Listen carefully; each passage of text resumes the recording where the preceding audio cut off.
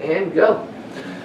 Hi, and thank you for tuning in to Smile TV. This is Gage, Hellion. I am here with Lori Gruwell. We are at an art show here at the underground Rockshop, and just figured we'd pick a little bit into the mind of Miss Gruwell here. And is there anything you wanted to point out in specific about art that you particularly love or were inspired by? Is what I want to start out with.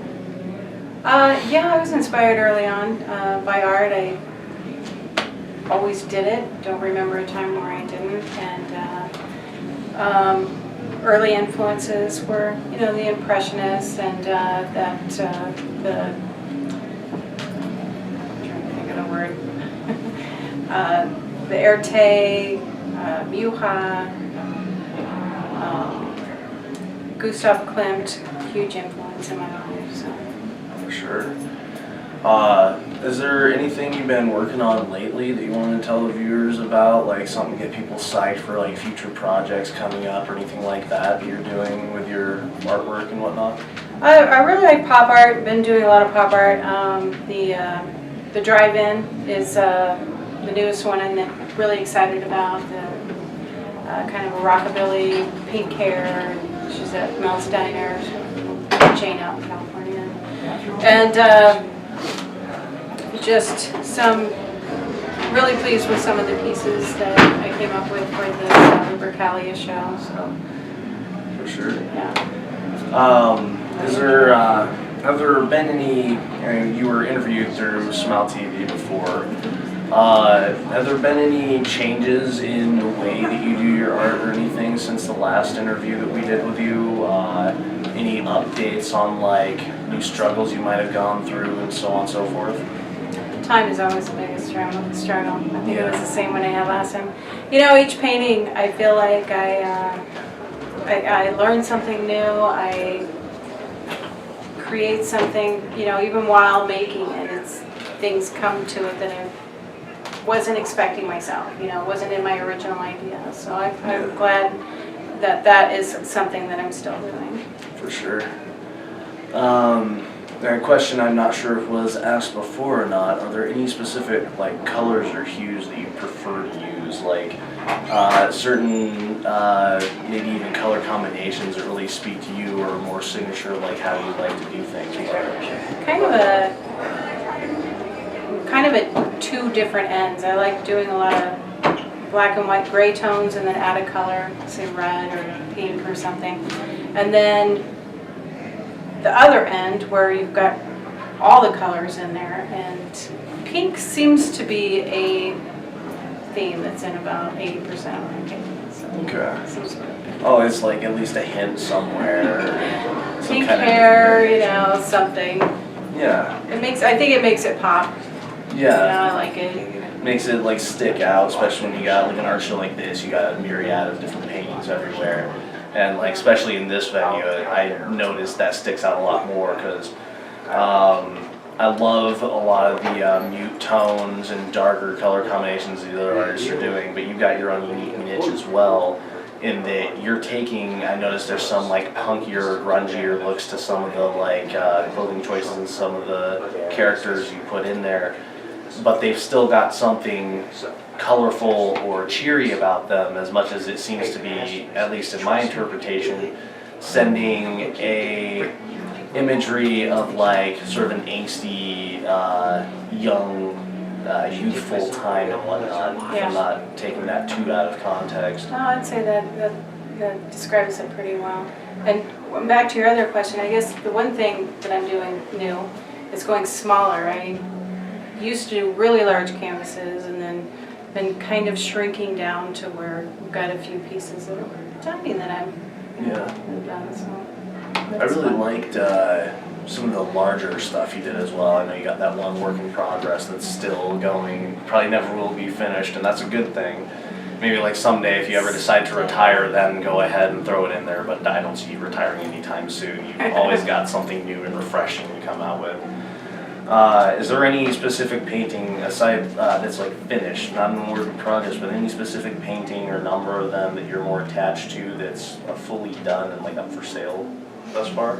The one we just previously mentioned, Drive-In, I'm really attached to, but it is for sale. I fall in love with whatever painting I'm working on. It seems to be my favorite. And then, you know, just because of the newness and just all that goes into it, that flow of creativity. I have an image, and then new things pop in to the painting. It's like it has you psyched at the time, and so you can't help but feel more gravitated towards it because it seems like a lot of your art is also along with the times of like how you're feeling progressively. Like, I don't know you too well personally, but just from like a pseudo-psychological standpoint outlook, like it seems a lot like they're somewhat related to maybe like struggles or whatever you're going through or that you've seen other people go through and stuff like that, because I feel a lot of relativity in like just general life and struggle in your paintings. Well, you know, I don't think anybody escapes this earth without struggle. Yeah. You know, I've had mine, and I certainly love people that go through tremendous struggle, and all you can do is be there for each other. And, you know. For sure. So some of that does come out. Let me ask you kind of a general and somewhat deeper question is, what does art mean to you? Well, that's a really simple answer. For me, it's something about, personally, it's something about who I am and my expression on this earth.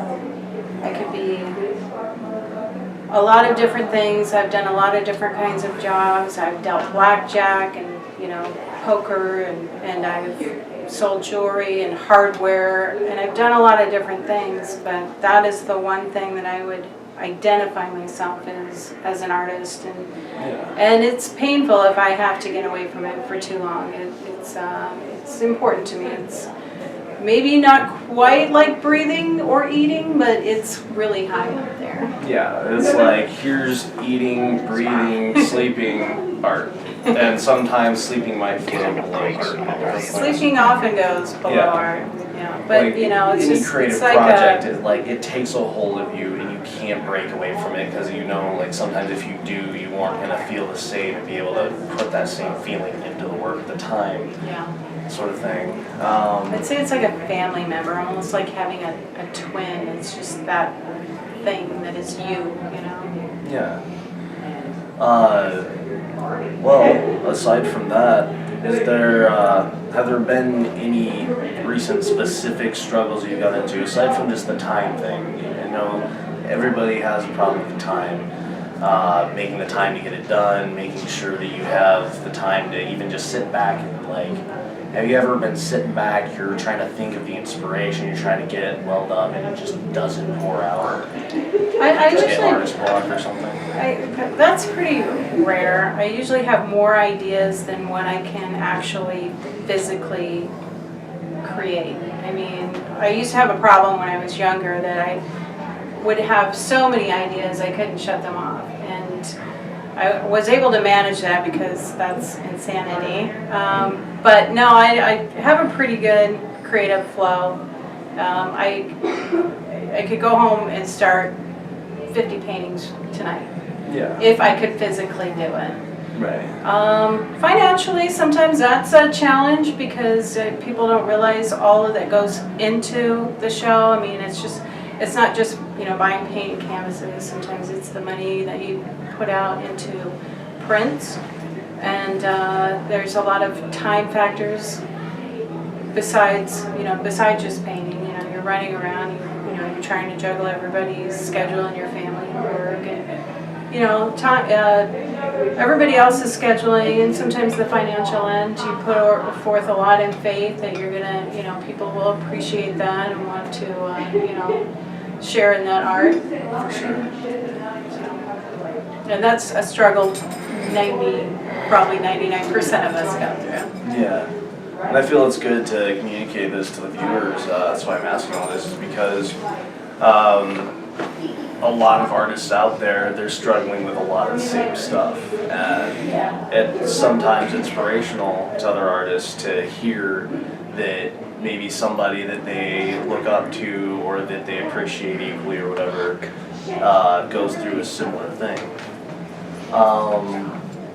Have there been any local artists in specific that you've gotten like really tight with that maybe inspired you a little bit? Or I love our community. We just have, and it's growing, and it's, you know, they're very encouraging of each other. Matt Graves would be one, Cazzie Hammond, Sean Pallick, an awesome artist, Dave Connor, he's a really terrific tattoo artist, but he's an artist before he was a tattoo artist. I've known him a while. Yeah, just, it's really cool because when I was younger, if it was out there, I wasn't aware of it. I think in the last, especially 5 to 8 years, it's really becoming, you know, more important to the city. right. And so therefore more able for young talented people to decide, well, you know what, there is this support system and this encouragement, so it attracts more people to do it. Sure. You know, I've had I say I live in my own art gallery. My art's been up on my wall for years. These outlets for me personally weren't available, you know, 10 years ago. Like I said, if they were out there, I just wasn't aware of them. For sure. It sure does seem like there are a number of new opportunities coming out in downtown, even having old sculptures and whatnot. It gives Oh yeah. a supply of opportunities for people on that. Well, I guess at this point we're going to go ahead and cut out to Mr. Smilez over in another portion here to go ahead and showcase one of Lori's great pieces of work. There's been a number of them we've talked about here and a number that she's attached to, so I guess it'll be a surprise. Take it away, Smilez. Thank you, Gage. Alright, hey everyone, I'm Mr. Smilez and I'm here with Lori Gruwell, and we're going to be taking a look at one of her paintings that she has on the showroom today. Thank you so much for being here, really appreciate it. So what do you have to say about this particular piece? Well, I really enjoyed making it. Wanted to have kind of a rockabilly flair with a more modern take on it, you know, with all the hair colors. This is Drive-In, Melsteiner out in California. And I don't know, just enjoyed making it, like using the colors and the way everything turned out. Some of it was just sort of kind of came together. Okay.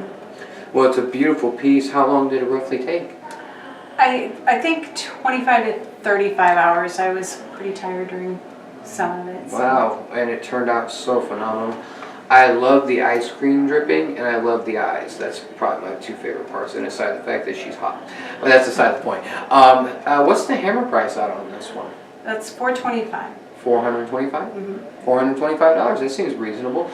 Is this one currently available for purchase? Yes, it is. All right, that's nice. Well, if someone were to purchase this, how would they be able to contact you to get it?